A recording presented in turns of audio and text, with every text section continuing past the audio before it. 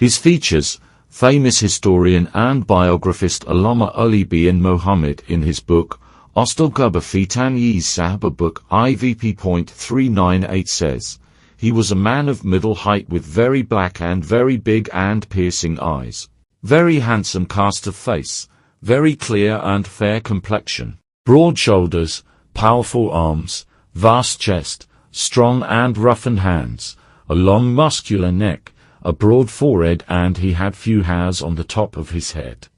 Imam Hakim in his Mustadrak book 3, Kamu bin Athir in his Tariq al-Khamis, bin Abd al-Bar in his Al-Istiyad book 2p.486 and Allama Tabarani in his Al-Riyats and Natsira book 200 and 218 agree with the above description.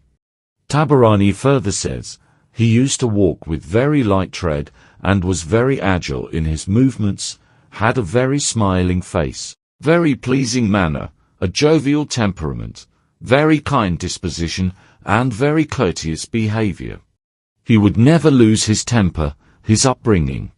He was born 3 years before the marriage of the Holy Prophet A.S. with Hazrat Khadija A.S. Soon after his birth the Holy Prophet A.S. took him under his holy care, and Ali was like a son unto him. He used to live with the Prophet, used to sleep with him, was fed by him, washed and dressed by him, and even carried by him on a sling whenever he would go out.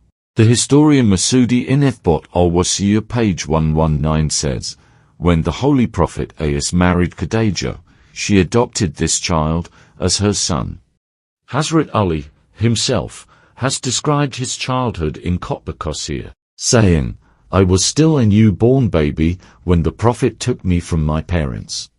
I used to cling to her, he would make me sleep in his bed, pressing my body against his and making me smell his fragrance and felt its warmth. He used to feed me.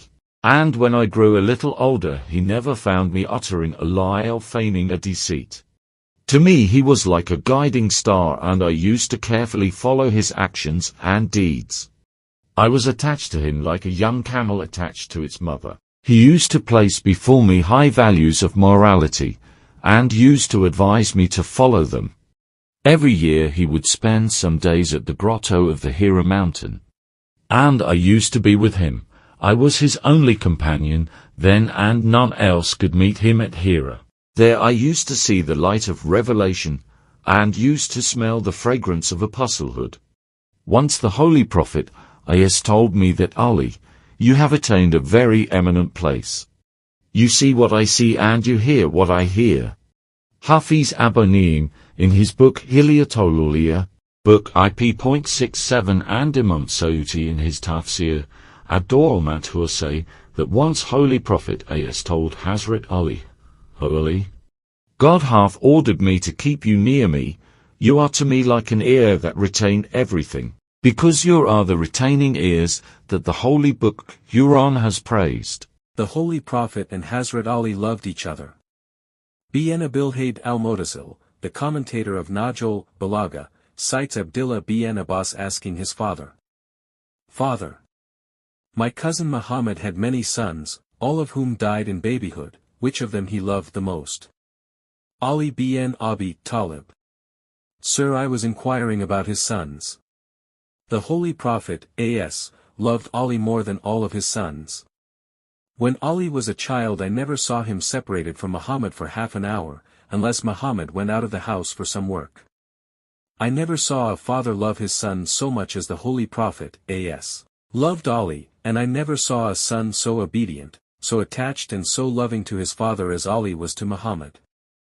The same author cites the companion of the Holy Prophet, A.S., Jabir bin Muz bin Adi bin Nafal, saying that once his father addressed him and some young men of his family.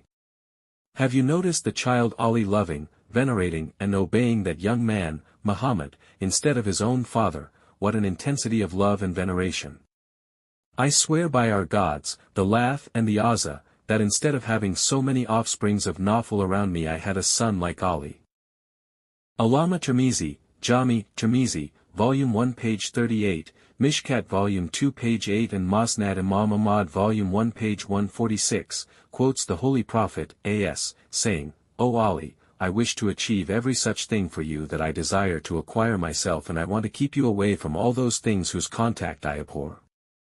Allama Tabarani, in his Asid, and Imam Hakim, in his Sahih, say, whenever the Holy Prophet, A.S., was in anger nobody dare address him but Ali. bin Abil-Hayd, Commentary of Najul Balagha Volume 3 page 251, once again quotes the uncle of Holy Prophet, A.S., Abbas saying, "The Prophet was so fond of Ali that once when Ali was a young boy he sent him out on some errand and the child took long time to return. He started getting worried and anxious and in the end he prayed to God, 'Please Lord, do not let me die unless I behold Ali once again.'